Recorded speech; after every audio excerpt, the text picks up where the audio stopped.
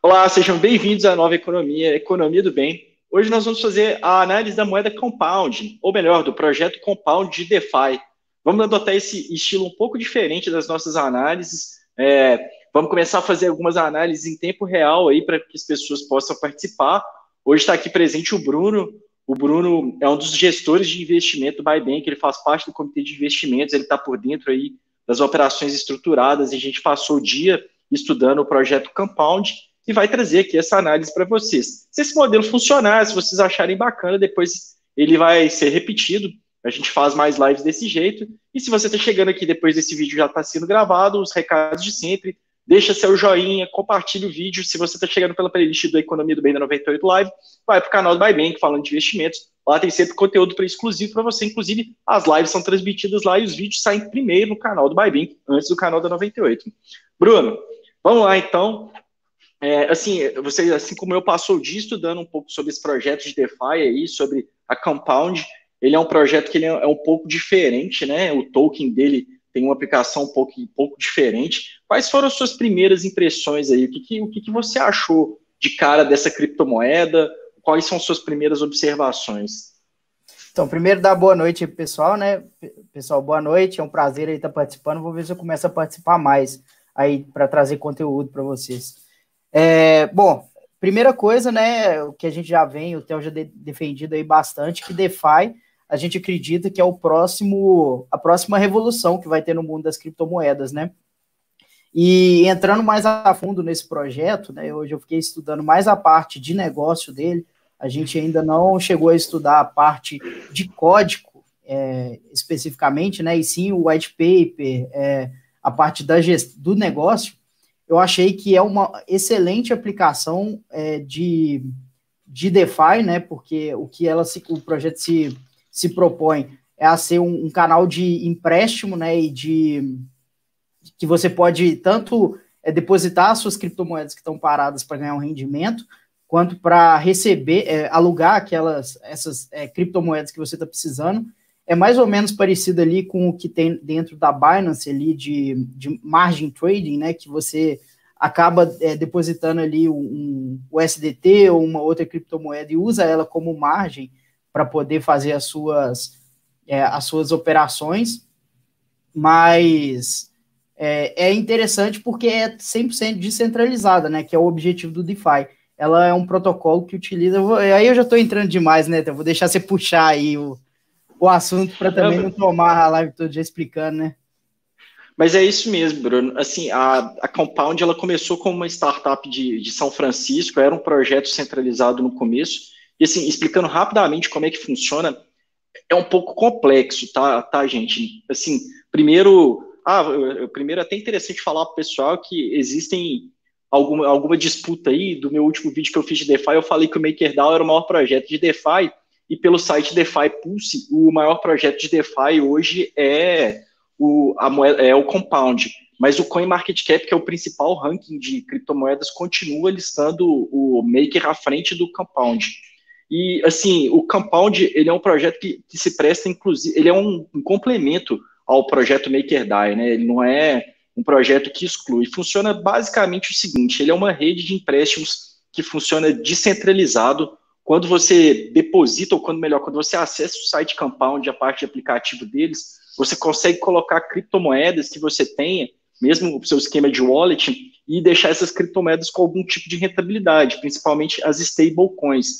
Na hora que você coloca elas lá, existe um critério que está tendo no white paper deles, que você vai ser remunerado a um certo percentual, e essa remuneração vai ser paga por pessoas que estão pegando aquelas suas criptomoedas para fazer outras operações, seja operações de alavancagem exchange, seja investir em outros projetos de DeFi, tudo isso regulado por um contrato inteligente que vai determinar essas regras. Quanto de colateral que eu tenho que deixar para poder pegar dinheiro emprestado, qual que vai ser a remuneração, qual que é a taxa de remuneração.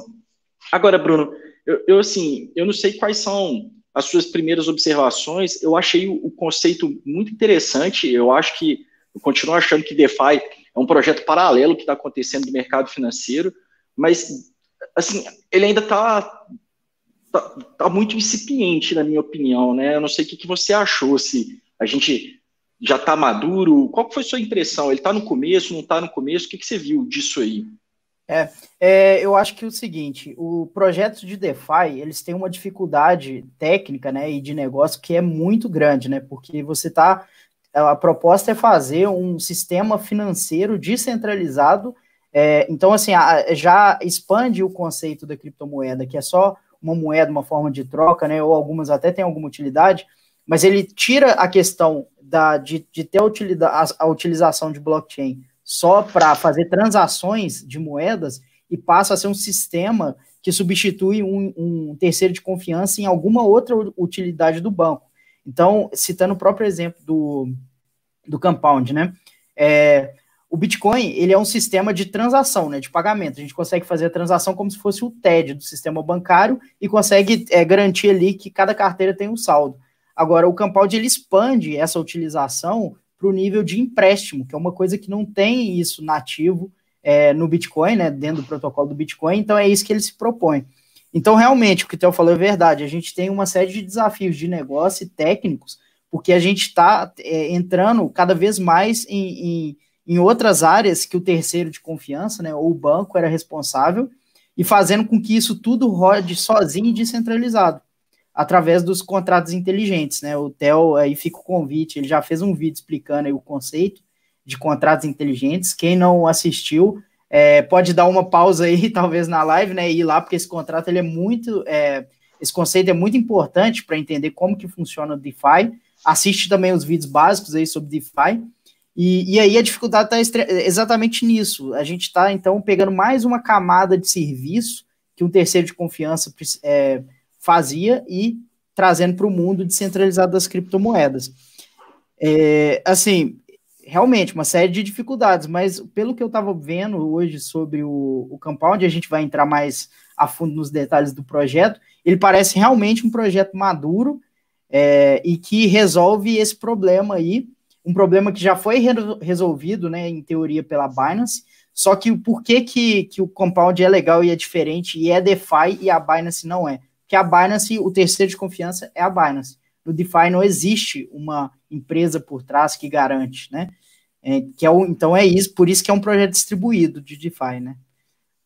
A Binance Dex, Bruno, o projeto é até bem parecido com a lógica do projeto da Compound, porque você deposita suas criptomoedas, a Binance Dex, obviamente, você não tem a remuneração no período que as moedas estão lá e você também não paga por utilizar esse empréstimo, mas a lógica é parecida. Você coloca a sua criptomoeda lá e recebe um token, que são os chamados C-tokens. Então, se você deposita 20 mil Tethers, 20 mil dólares em Tethers, você recebe 20 mil Tethers C, que são a marca do Compound. Aí agora, Bruno, acho que assim, depois a gente pode até entrar em mais detalhes disso, mas o ponto que o investidor sempre quer saber é se ele comprar o token do Compound, se ele vai ganhar dinheiro ou não. Aí, eu acho que é até um ponto interessante, depois a gente pode fazer uma live, um vídeo sobre isso. A lógica do DeFi é um pouco diferente. Quando você investe no mercado financeiro tradicional, ou mesmo nos projetos de criptoativos da nova economia, você investe de duas maneiras, tornando-se sócio ou tendo uma dívida. No nosso curso básico, que vai sair aí nos próximos dias, inclusive, a gente explica bem isso. E, na verdade, quando você investe num projeto de DeFi, pelo menos nos projetos que nós já analisamos, como o Maker, como agora o Compound, você não tem nenhuma dívida, nem está se tornando sócio do projeto, você está fazendo parte de uma rede. Quando você tem token Compound, basicamente o que você está adquirindo é um título que lhe dá direito de votar nessas regras de governança descentralizadas.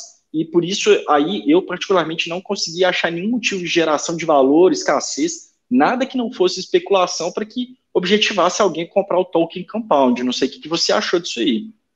Eu também, dentro da minha análise aí do token, isso aí foi uma coisa que eu senti falta, de realmente eles colocarem um motivo de uma pessoa ter o token Compound, né?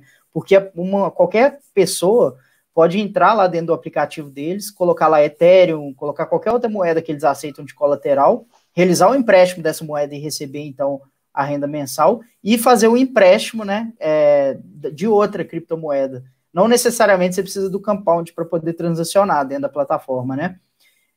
Mas, realmente, essa questão da governança é uma coisa muito legal também, porque já é uma outra evolução que é possível através né, desses sistemas distribuídos, porque basicamente o que parece realmente é que você tem uma ação com direito de voto, né? Você não é remunerado por ela ainda, talvez, mas isso eu vejo até o que talvez possa ser uma proposta de melhoria dentro do próprio protocolo. Uma pessoa que tem muitos tokens da Compound, ele tem um grande poder de voto lá dentro da rede, e ele pode fazer propostas de melhoria.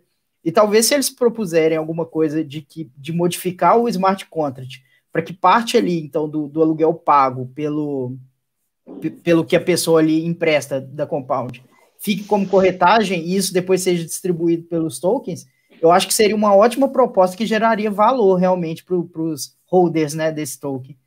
Mas nesse primeiro momento eu acredito também que é especulação e o interessante é isso mesmo, que um projeto novo que cresceu muito, ele atingiu lá, chegou acho que bateu $1 bilhão, né, de valor de mercado, já está num ranking alto, se não me engano, você vai abrir depois o CoinMarketCap aí para a gente avaliar, né, então, mas se não me engano ele está no... Sim, já vou deixando aberto aqui para o pessoal.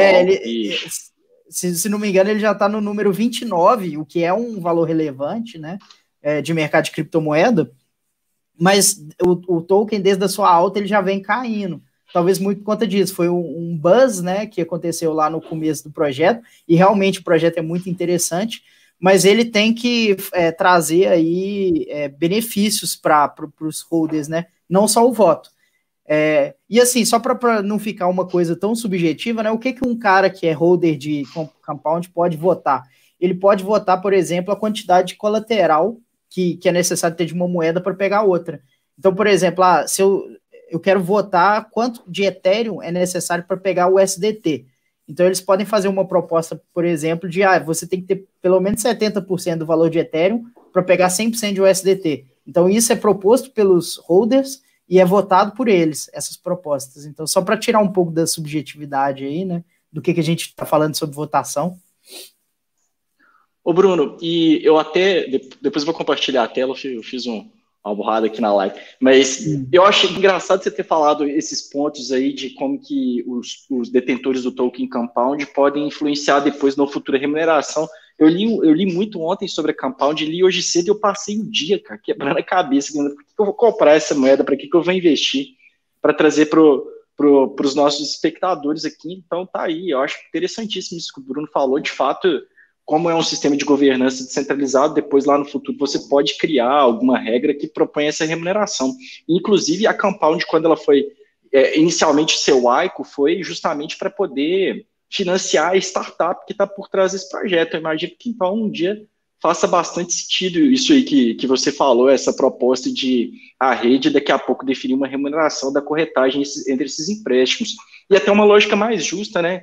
Eu estava lendo um relatório de economia bancária hoje também durante o dia, e como é que funciona o empréstimo, para quem não sabe? Você coloca seu dinheiro no banco, um banco basicamente é uma instituição que organiza os mecanismos de empréstimo, ele recebe os depósitos à vista, os depósitos a prazo, e empresta para as pessoas na outra ponta. Só que para tudo isso acontecer tem uma série de custos lá no meio, que deixa os empréstimos muito caros, e no final das contas o banco te remunera uma parte muito menor pelo seu dinheiro, e ele fica com a parte maior disso aí. A lógica do DeFi é justamente ao contrário, né? Ela subverte essa lógica na medida que meu dinheiro é meu, eu vou ter a maior parte da remuneração dela, mas faz sentido eu pagar para a rede que está mantendo aquele sistema de governança inteligente e descentralizado alguma coisa. Ô Bruno, até aqui tem uma pergunta aqui no chat do Rodolfo Grilo, que sempre acompanha a gente. Será que vale a pena esperar o BTC corrigir para comprar DeFi? Medo de grandes exchanges catalogarem eles nesse meio tempo. Assim, eu vou dar a minha dica, depois você dá a sua, mas eu acho que você vai falar a mesma coisa que eu,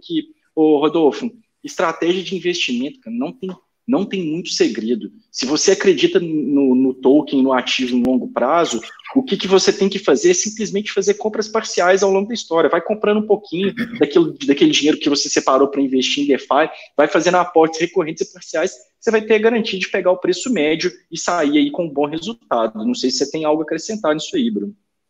Com certeza, eu acho que você tem razão, e eu acrescentaria só uma coisa, eu acho que no caso de DeFi, né, por ser um sistema um pouco mais complexo, avaliar o fundamento dele, ao invés de ir nessas ondas aí de hype, né, talvez seja mais interessante, e assim, a gente ainda não encontrou ainda um motivo real para hoje você ser holder de Compound. Então, assim, porque se você fosse remunerado por ter o token, né, faria muito sentido, eu acredito, né? E eu acho que isso é uma excelente proposta de melhoria para o futuro. Como outra que eu também estava pensando aqui, que eu não consegui identificar, né? Eu não consegui identificar a Compound falando, e aí se alguém souber disso, pode até mandar aí para a gente depois que a gente reavalia isso, mas a gente não encontrou falando que ela tem um fundo de segurança, igual a Binance tem, a BitMEX tem, todos têm um fundo de segurança para caso de hack, alguma coisa do tipo, ele conseguir arcar com os compromissos dele, né? Então isso também seria uma outra excelente proposta. Ô, Bruno, desculpa te interromper, mas esse ponto que você falou da questão da segurança dos ataques, inclusive, eu esqueci o nome, teve uma pessoa do mercado de criptoativos que fez essa crítica, e a equipe da Compound respondeu que já está em desenvolvimento. Mas, assim, já está em desenvolvimento, não é que está pronto, né? Então, a crítica permanece até que isso seja resolvido. Enquanto você estava falando aí, Bruno, eu coloquei aqui na tela para o pessoal ver justamente isso que a gente estava falando, que, ó, se vocês forem olhar no site MarketCap, do CoinMarketCap, que inclusive foi adquirido pela Binance, a Maker está à frente, o projeto MakerDAO está à frente da Compound. Aqui no site DeFi Pulse, eles devem ter algum critério diferente, porque o Compound está à frente do Maker, mas aqui até fazendo aquela análise que eu sempre faço nos meus vídeos aí, que vem aqui justamente do CoinMarketCap, que o ROI, valorização total do Compound, 61%, a gente sabe que isso para a realidade de criptomoeda é muito pouco, independentemente do caráter especulativo, geração de valor, a gente sabe que as criptos costumam aí ter 200, 300, 400, que às vezes até casa de 1000% aí de valorização. O circulating supply, aí a gente está em 2 milhões de moedas, o total supply 10 milhões, então você vê que tem essa questão do equilíbrio dos contratos de acordo com a colateralização, a palavra difícil de falar, né? A MakerDAO eu abri aqui, mas não faria muito sentido, que a gente não está analisando a Maker, e a mesma coisa aqui, o mesmo tipo de análise lá do site DeFi Pulse, que é um dos principais referências do mercado. Agora, Bruno, assim, um ponto que eu gostaria de destacar para quem está escutando a gente é justamente esse aí, que DeFi, quando a gente fala de DeFi, a gente está falando de uma nova forma, de uma nova proposta de mercado financeiro. E eu acho que, queria escutar a sua opinião sobre isso, a proposta do DeFi não é nem tanto ganhar dinheiro com a valorização do token em si, mas ganhar dinheiro utilizando aquela descentralização do mercado financeiro que está sendo proposta. Não necessário. É óbvio que sempre dá para ganhar dinheiro com a especulação, mas isso não é sustentável a longo prazo. O que a gente quer, no final das contas, é educar as pessoas para que elas entendam que elas podem participar do mercado financeiro, não simplesmente colocando dinheiro ali, porque hoje o mercado financeiro ele é muito inacessível. O que você pensa sobre isso aí em relação ao DeFi? Eu acho que o DeFi ele vai seguir para o rumo das empresas descentralizadas, né? Eu acho que o sistema de governança que foi implementado na Compound já é um grande passo nessa direção, porque no final das contas, como eu disse no começo, a pessoa que é detentora do token, que é o holder, ela tem um poder de voto como uma pessoa que é cotista de um fundo ou que é proprietário de uma empresa, né, de ações de uma empresa tem. Então, eu acredito realmente que esses projetos vão entregar valor para o holder quando eles colocarem mecanismos de qual que é a diferença entre uma empresa, né, que tem uma governança descentralizada e uma empresa da bolsa. Você precisa ter toda uma estrutura ali de auditoria, de estar dentro das regras do país onde a empresa ela tem a sua sede. Já uma empresa descentralizada, o smart contract e a transparência da blockchain, né, a confiabilidade da blockchain, garante que não precisa de auditoria, não precisa de seguir as leis do país. Quem faz as leis são os próprios detentores do token. Então, isso torna o processo muito mais barato, né? O Theo sabe dizer aí, né, porque já deve ter mexido com isso, mas quanto custa uma auditoria de uma Big Four, né? Algumas centenas de milhares aí para ser feito. Então, o que isso traz de vantagem para quem é detentor de um token de uma empresa DeFi, perto de um cara que é dono, por exemplo, de uma ação de um banco? A estrutura do DeFi vai ser muito mais barata, e isso vai fazer com que o lucro, né, caso ela consiga colocar esses mecanismos de geração de receita, também seja muito maior e que seja distribuído entre os próprios cotistas, né, ou holders do token. Né? Não vou usar cotista porque a gente está tentando separar as coisas, né? Mas eu acho que o futuro vai ser esse, sabe? Isso que vai gerar valor. Esse ponto que você falou aí é muito interessante, né? Lembrando para quem que assiste a gente aqui, o DeFi, ele pode ser muito parecido com aquilo que a gente viu no Bitcoin. O Bitcoin nasceu como um projeto de dinheiro digital, mas nós no Buybank a gente defende há muito tempo que Bitcoin já não é mais dinheiro digital, ele é reserva de valor da nova economia. Então, às vezes, a gente está vendo aí o próprio Compound nascendo com esse propósito de ser um sistema de lending, peer-to-peer, não, descentralizado, mas ele pode evoluir. Eu achei muito interessante isso que você falou, um fundo de investimento de que exista nele uma governança descentralizada e que você é o cotista ou detentor de partes desse fundo com o token Compound. E a partir dali você possa selecionar o que vai ser investido ou não. Pode ser um FDIC, igual ele de fato se parece hoje, mas ele pode evoluir para outros caminhos, né? Isso aí é um ponto bem interessante. Mas eu acho que o mais importante é as pessoas focarem nisso, né? Que a lógica é uma lógica de participação, ela é um pouco diferente. E é tão interessante que essa relação ela acaba se tornando ganha-ganha, né? Como a gente não tem que ter custo com auditoria, com contabilidade, aqui no Brasil se gasta rios de dinheiro só com contador para conseguir calcular os impostos que você tem que pagar para o governo, né? Porque não tem. Tanto é que uma das reformas aí tributárias que o Paulo Guedes está propondo não é a diminuição de imposto, é a simplificação. Porque só na redução do dinheiro gasto com honorário de contabilidade, as empresas já têm uma grande vantagem. Entre outros custos aí que a gente tem nas diversas empresas aí, tornam um serviço caro para a ponta e menos lucrativo para o acionista. Agora, se você consegue simplificar tudo, trazendo isso para um mundo que é descentralizado, né, auditável, transparente, imutável, isso faz com que você consiga ofertar serviços de melhor qualidade mais barato para o cliente e, ao mesmo tempo, ser muito lucrativo para o detentor, para o acionista. Então, por isso que a gente acredita que DeFi vai ser uma revolução, né? Tem uma série de desafios ainda, coisas que a Compound aí eu fiquei impressionado o tanto que ela está resolvendo bem, mas assim, ainda tem muita coisa para desenvolver, mas por isso que a gente acredita que é o futuro, é trazer um serviço de qualidade e mais barato para o cliente e trazer mais rentabilidade para o acionista, é o melhor dos dois mundos, né? Você não está sacrificando nenhum em prol do outro. Exatamente. Ô, Bruninho, você falou um ponto aí, só de curiosidade, a cobrança de auditoria mais barata que eu já vi foi R$80 mil há muito tempo atrás, pela Price. Com certeza isso está muito maior. E assim, essa questão que você falou, ela é muito interessante. Se você for pensar os custos envolvidos na parte de burocracia para acesso ao mercado financeiro no Brasil, separar até mercado de bolsa e mercado de capitais, são muito altos.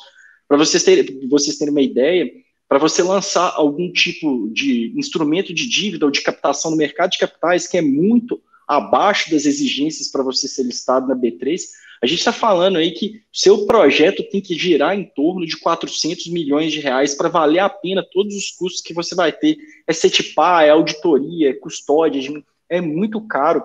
E, na verdade, todos esses players, eles entram nesses projetos justamente para poder trazer isso que o Bruno falou, que é transparência, porque uma empresa privada é difícil saber o que acontece da porta para dentro dela, então é difícil ser transparente, por isso você audita, é difícil você ter um registro seguro, por isso você audita, você precisa ter um sistema de segurança muito grande, por isso você tem custodiante separado, figura da administradora separado, e a blockchain que começa a resolver com esse problema, incrementa-se aí pelo conceito do DeFi.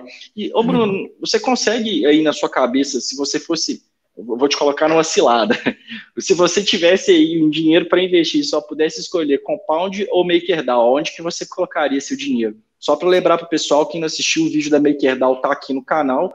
A DAI, especificamente, ela é uma stablecoin, né? É igual você comprar dólar, não faz muito sentido investir, você teria que investir na Maker, propriamente dito.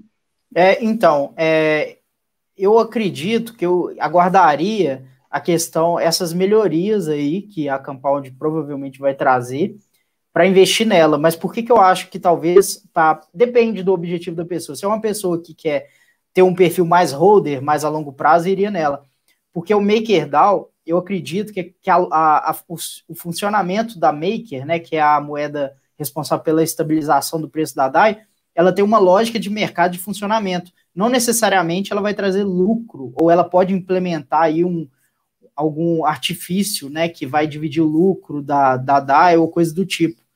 eu acho que ela é realmente uma moeda ali para estabilizar a DAI, né? Uma solução brilhante também, mas que eu não vejo como quem é detentor da Maker como sendo um acionista, e sim como ele está utilizando talvez ali de um outro instrumento financeiro que tem uma lógica de funcionamento qualquer, né? Que o mercado é que dita, mas você pode especular em cima dela também, né? Para poder operar, né? E do lado do Compound eu vejo mais como você sendo acionista realmente do projeto, sabe? Então, são objetos diferentes. Então, depende do perfil, né? Então, para ganhos no menor prazo, eu acho que talvez a Maker seja mais relevante, né? E para especular mesmo, eu acho que ela vai ter uma volatilidade maior, que ela acompanha mais o valor das criptomoedas em si. E a Compound não, eu acho que ela, se você acredita no projeto, quer investir num projeto de DeFi, quase como se fosse sócio, né? Eu acho que a Compound é mais legal. Ficou clara a minha explicação? Assim, você não respondeu claramente, não cravou não, mas ok. Curto prazo você iria na Maker e longo prazo você iria na Compound, né? Mas eu iria na Compound de qualquer forma, assim, no sentido de fazer parte do projeto, sabe? Ainda mais que o meu perfil é mais da gente avaliar fundamento para investimento mais de longo prazo, acho que o propósito da Compound é mais legal do que o propósito da moeda Maker, porque a Maker, você não, na minha visão, você não está se tornando sócio do projeto, e sim você está sendo um agente ali para estabilizar a DAI. Entendeu? E assim, sempre lembrando para o investidor, para quem está nos acompanhando, que o mais importante às vezes é até a diversificação. Como os projetos são muito pequenos, você vai lá na estratégia de Barbell, do Taleb, do Benoit Mandelbrot, que é melhor você ter um pouco, assim, se você tem 10 mil reais para investir, compra um pouco de cada uma das coisas que talvez você consiga um resultado melhor. Tem até um grande fundo do Rei Dalio, que é o Alfa Puro, que ele mostra o tanto que é importante você diversificar. Não só diversificar dentro da mesma classe, que aqui a gente está falando de DeFi, mas também em classes de ativos diferentes. Então, para quem está já investindo em criptomoeda, começar a ter alguma proporção do seu capital, ainda que seja menor, porque as coisas estão muito no começo, no DeFi faz muito sentido. Só um ponto aqui, Bruno, que assim, acho que é importante que as pessoas gostam de saber também, que tem em relação à tecnologia, a maior parte dos projetos de DeFi não é diferente da Compound, que é a moeda ou o projeto sob análise hoje, é emitido na rede ERC20, salvo engano, eles têm 5,1 milhões 5,1 mil, né, etéreos que estão retidos para poder fazer o contrato. O ERC20, então, se você tem qualquer um desses tokens aí da questão do projeto Compound, seja o próprio Compound, seja as moedas sintéticas geradas lá, os seed tokens, você pode armazená-los em qualquer carteira compatível com a Ethereum. E eu acho que dessa parte de tecnologia é muito isso, não tem muito o que observar, né? Os vídeos introdutórios aí de smart contracts estão bem explicativos. Eu acho que interessante só depois a gente colocar no nosso time a gente tem gente mais técnica, né, para avaliar o smart contract da Compound, e essa que é a beleza do DeFi, né? Como o funcionamento dela é 100% open source, né, e auditável, e uma vez que esse contrato ele tá na blockchain, ele é imutável, né? É lógico que você tem carteiras mestre ali que podem tomar uma ação ou outra, né? E a Compound, dentro da regra de gerência dela, né? De governança dela, existe essa possibilidade. Eu até achei legal que eles colocaram um ator que ele chama alguma coisa pause. Enfim, mas é uma carteira específica que, no caso de algum problema da rede, e essa carteira ela é eleita pelos detentores do token Compound, né? Essa carteira ela pode dar uma pausa no contrato para corrigir qualquer tipo de falha. Então existe a previsibilidade disso, mas tudo é muito claro, não é como se fosse uma eleição de presidente, porque todos os votos são registrados em blockchains e você só consegue votar se a sua carteira tiver aquela quantidade de Compound. Então, assim, é uma questão muito transparente, limpa, né? Então, essa é a beleza que os DeFis vão trazer, né? Agora, a questão do ERC20, eu acho que, na minha visão, é uma grande vantagem. Eu assim, sou fã do Ethereum. Eu acho que podem existir aí algumas outras moedas que vão entrar mais forte no smart contract, né? Mas a Ethereum, como o Bitcoin, né, sendo pioneira, sendo muito difundida, E assim, eu já dei uma estudada boa em smart contract no Ethereum, e até nas carteiras, né? A gente, para quem não conhece aí, existe uma carteira que chama MetaMask, que você instala um plugin no Chrome ou em qualquer navegador, né? E a partir dessa carteira você consegue fazer login nas aplicações descentralizadas que rodam na rede Ethereum, você consegue fazer uma série de coisas ali. Esse tipo de avanço, eu acho que já traz uma força muito maior para a Ethereum frente às outras que têm o mesmo propósito de smart contract, sabe? Então, eu acho que é um ponto positivo a Compound usar ela, fora o que você citou, ela tem compatibilidade com todas as moedas que são do protocolo ERC20 e que são muitas e muitas, né, moedas. Enfim. Inclusive a própria Binance Dex está sendo construída em cima da ERC20. Ô Bruno, e assim, rapaz, eu ia te fazer uma pergunta agora, te colocar na gelada, mas eu esqueci. Pode continuar falando enquanto eu lembro. Assim, lembrei aqui, o pessoal de um grupo de cripto que a gente faz parte, eles estão apostando que DeFi pode gerar a próxima alt-season igual a gente teve em 2017. Você está nessa turma aí que acredita que DeFi é uma nova alt-season, DeFi tá para o Bitcoin, tá para o mercado de cripto, assim como o Bitcoin estava lá em 2014, o que você está imaginando? Tem muita gente falando aí que o próximo boom, né, do mercado vai ser em cima de DeFi, e eu acho que faz muito sentido pela questão de trazer esse avanço, né, de tentar descentralizar outras camadas de serviço, e não ser um simples token ali de compra e venda, né? Então, na minha visão, se os projetos de DeFi conseguirem implementar essa governança descentralizada, conseguir pagar dividendos para os seus holders, né? Porque isso é uma coisa simples, assim, em teoria, de implementar no smart contract, né? Trazer esses benefícios, eu acho que realmente eles vão ser muito valorizados, porque é a mesma discussão do Uber, né? Quando chegar um serviço de empréstimo que é mais fácil, mais barato, mais transparente do que, né, o que era o táxi na época que o Uber chegou, isso rapidamente vai se tornar aí um unicórnio, né, na minha visão, porque as pessoas, a partir do momento que elas conseguem quebrar, né, aquela resistência que elas têm pela disrupção, né, então a partir do momento que você se sente seguro de chamar um carro pelo aplicativo, né, que não é um táxi, não é regulado pela prefeitura, pelo governo, mas tem toda uma rede por trás, você tem avaliação, você tem outras pessoas falando, e traz isso de certa forma para a iniciativa privada, né? A partir do momento que eles quebram essa resistência que as pessoas têm, elas começam a usar o projeto realmente, e aí sim a coisa pode deslanchar. Então, acho que sim, se eles conseguirem ir implementando essas utilizações verdadeiras nas criptomoedas, né, nas redes centralizadas, isso pode sim ser um ban mesmo. E aí, para mim, é igual você fala, Theo, elas vão virar empresas de tecnologia. Só que ao invés de ter que crescer muito para fazer IPO, elas fazem o IPO primeiro, geram um nível de serviço excelente, custo baixo e valor para as duas pontas, para o cliente e para o acionista, né? Chamar assim. Ô Bruno, o Buybank, assim, ainda não investiu em um projeto de DeFi, a gente tem quase 6 meses aí que tá estudando DeFi. Você tem alguma novidade aí do lado da parte de investimentos? Como é que está o olhar? Já estamos pensando em pingar alguma coisinha ali? O que vocês têm achado sobre a parte de colocar o DeFi no BBDA e na carteira dos nossos clientes?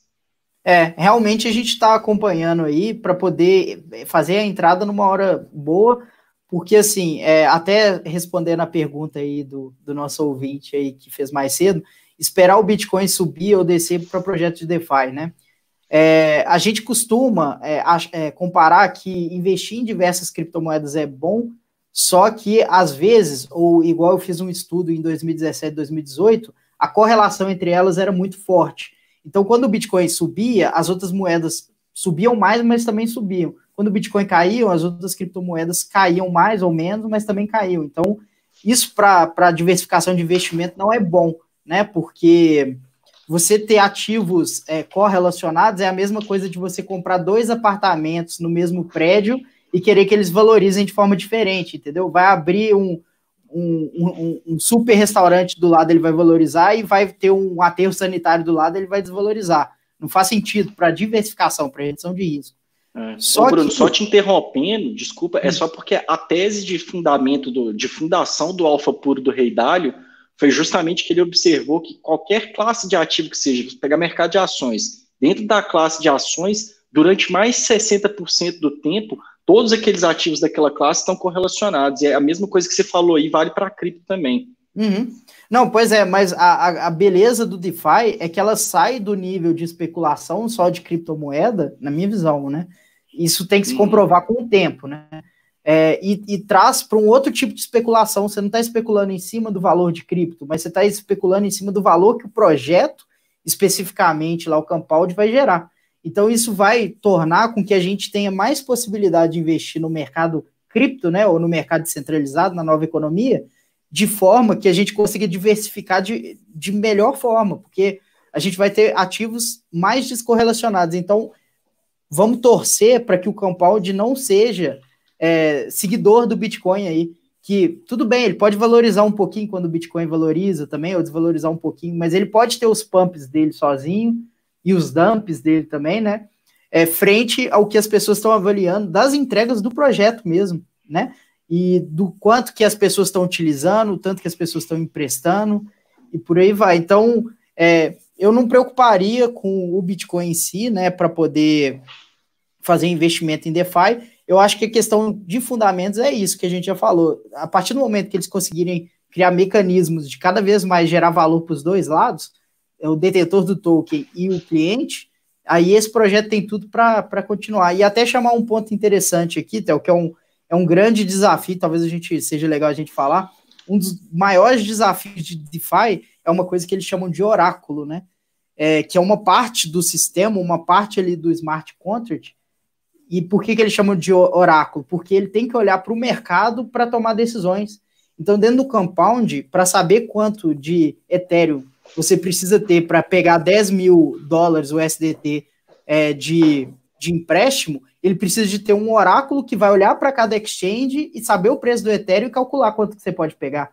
Então, isso é um grande desafio que a Compound parece que já está resolvendo bem, que ela tem um oráculo aí que já está observando as exchanges e conseguindo trazer essa lógica aí para o mercado. Então, que é um fundamento legal também para o projeto.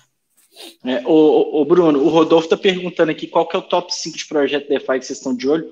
Rodolfo, eu particularmente gastei muito tempo entendendo o MakerDAO. Eu confesso que me apaixonei aí pela lógica do MakerDAO, de você usar dois sistemas. É como se fosse um triângulo de colateralização para você conseguir estabilizar um ativo sintético, que é a DAI, no final das contas, que é uma stablecoin.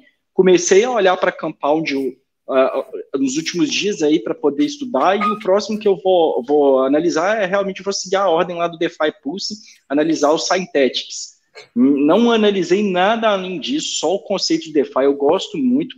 Assim, particularmente, o Bruno pode ser até de uma opinião diferente, eu não sou tão preocupado necessariamente com qual projeto que vai vingar. Eu tô apostando no conceito de DeFi, e aí se eu fosse investir meu dinheiro, eu invisto tudo através do Bybit, então na hora que o BBDA investir, eu vou estar investido também.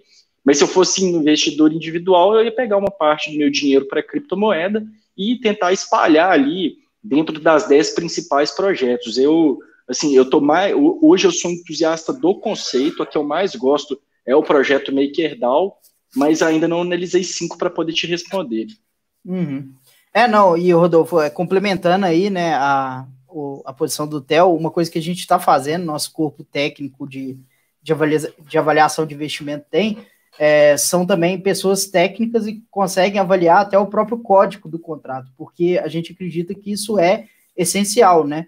Por mais que o código seja aberto e assim, vamos supor, uma pessoa mais leiga, ela pode ter uma certa segurança de que tem outras pessoas avaliando. A gente não quer depender de outras pessoas só, a gente tem no time pessoas que entendem a base do conceito da blockchain, de como é que ela é feita, de já ter lido o código do Bitcoin, entender como que é feito aí o contrato.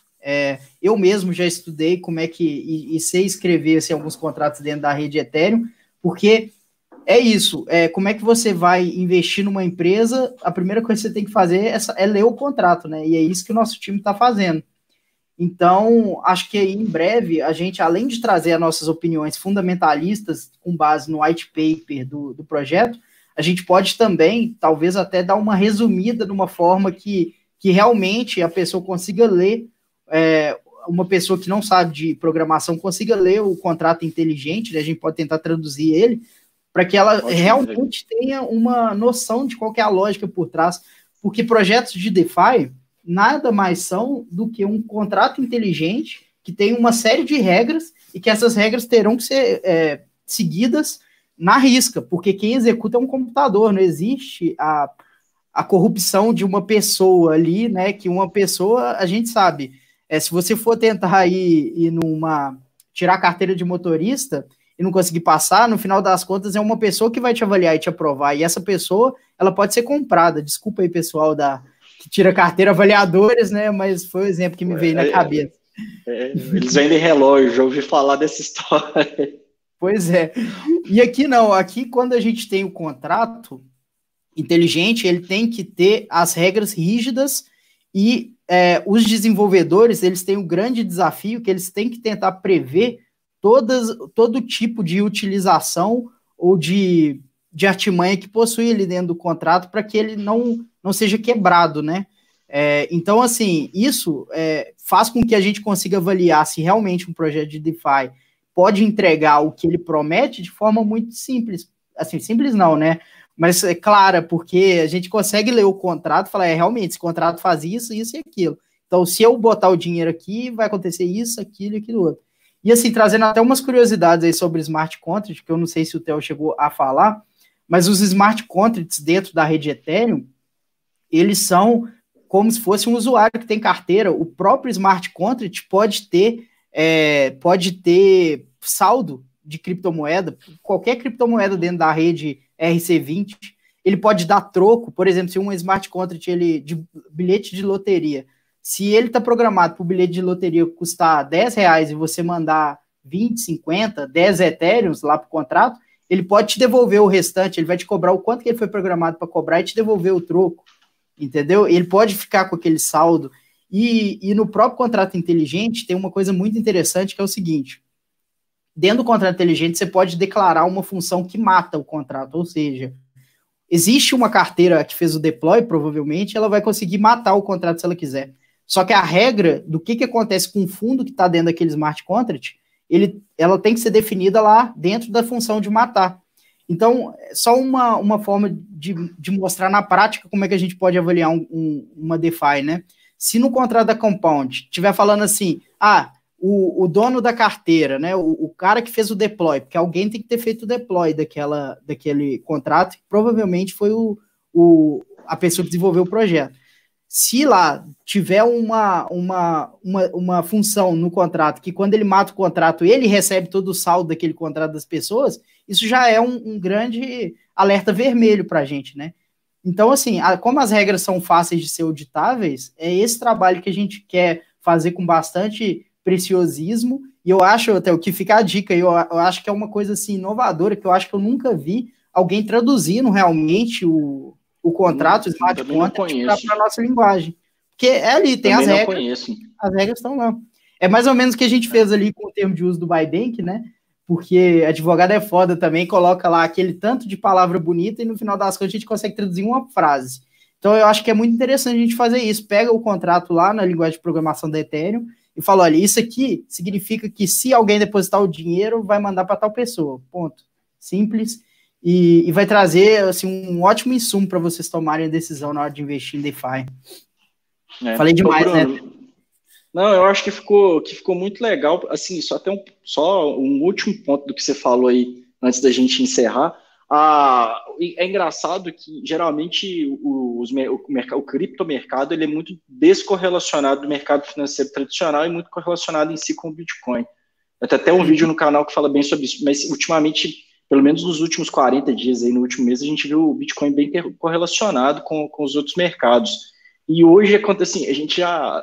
Até eu e você, particularmente, a gente tem uma opinião um pouco diferente, mas o Buybank já vem analisando isso aí, que possivelmente, não sei, não posso dizer que aconteceu, mas o mercado todo muito animado hoje, amanheceu o dia animado no Brasil, muita gente lá na FinTwitch falando bem no mercado financeiro, não sei o que lá.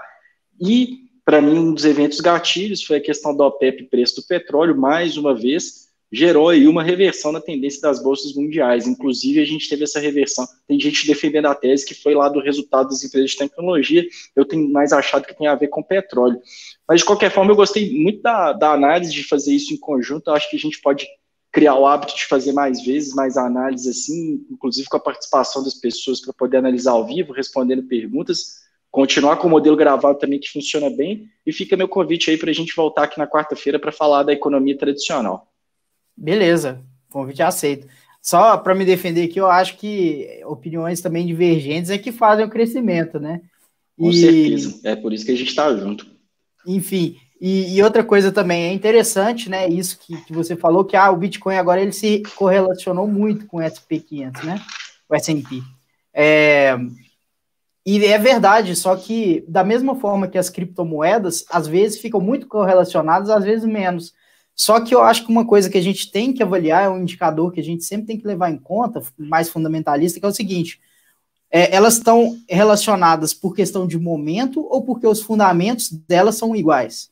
Porque existe uma diferença muito grande aí, porque é um momento de necessidade de liquidez, fez com que o Bitcoin casasse com o S&P, né? Porque no final das contas, em busca de liquidez, o cara vai liquidar tudo que ele tem e vai comprar ouro, talvez, mas até o ouro caiu. Agora, em condições normais de temperatura e pressão, eles não têm motivos para estar correlacionados. E para mim é a mesma coisa do DeFi para as criptomoedas. Agora, se você for pegar um Bitcoin Cash, Bitcoin, Litecoin, eles têm os fundamentos iguais para se correlacionarem a longo tempo, né? Essa é a minha visão. Entendeu? Então, é isso aí, Bruno. Essa forma de trazer. Beleza? Eu acho muito bacana. Eu acho que você tem totalmente razão aí no que você disse em questão dos fundamentos, do que se correlaciona ou não por conta dos seus fundamentos. Então, vamos despedindo do pessoal, dando boa noite, agradecendo a presença. Vamos criar a rotina de fazer a análise ao vivo, porque é bacana ter a participação de quem nos assiste. Se você está assistindo esse vídeo gravado, pega a próxima live. E no mais, se você está chegando aqui pela playlist Economia do Bem, da 98 Live, vai para o canal do ByBank falando de investimentos. Lembrando que lá a gente faz as lives, lá a gente solta os conteúdos um dia antes. E no mais, recado de sempre, curta e compartilha esse vídeo, deixa seus comentários. Se você quer conversar mais alguma coisa sobre esse assunto que ficou para trás, o comentário é o lugar mais adequado para isso. Até a próxima, pessoal. Pessoal, até a próxima. Dicas e sugestões super bem-vindas aí para a gente cada dia agregar mais. E último recadinho, em breve, com certeza, algum DeFi vai estar dentro aí do BBDA, né? Com certeza, por todas essas razões que a gente já trouxe, a gente só está sendo bem criterioso para colocar isso aí. Talvez a gente está perdendo alguns hypes aí, mas vamos tomar a decisão com bastante consistência e não pelo FOMO, né? Bruno, o Mr. Músculo tá falando que já, Mr. Músculo, se você tiver mais alguma coisa, a gente já fez o encerramento do vídeo, depois no corte já está pronto, mas a gente pode continuar o bate-papo. Se você tiver alguma coisa aí para poder perguntar, a gente dá um tempinho aí e ele pergunta. Mas, assim, a gente quer fazer a coisa mais interativa possível, isso que o Bruno falou. Quanto mais sugestões a gente tenta responder, os projetos que foram pedidos aí a gente já analisou, e no mais eu acho que é isso aí mesmo. Acho que agradecer então aí o Mr. Músculo, o Rodolfo Grilo e quem mais nos assistiu. Pessoal, conteúdo ao vivo, tudo mais é sempre pedido de vocês. A gente está aqui para trabalhar para vocês. Quem quiser acompanhar, então, aproveitando aí nesse tempinho aí extra, vamos dizer, quem quiser acompanhar quando os DeFi vão ser adicionados ou não no BBDA, nas carteiras dos clientes do ByBank, tchaubanco.com.br, clica lá em invista tem a composição, vocês vão saber no que a gente está investido, onde está o patrimônio do Bruno, onde está o meu, dos meus sócios e de todos os nossos clientes. Tá bom? Então, boa noite, Bruno. Muito obrigado. Até quarta-feira, então, a gente falando aí de mercado financeiro tradicional. Até mais. Obrigado. Obrigado, pessoal.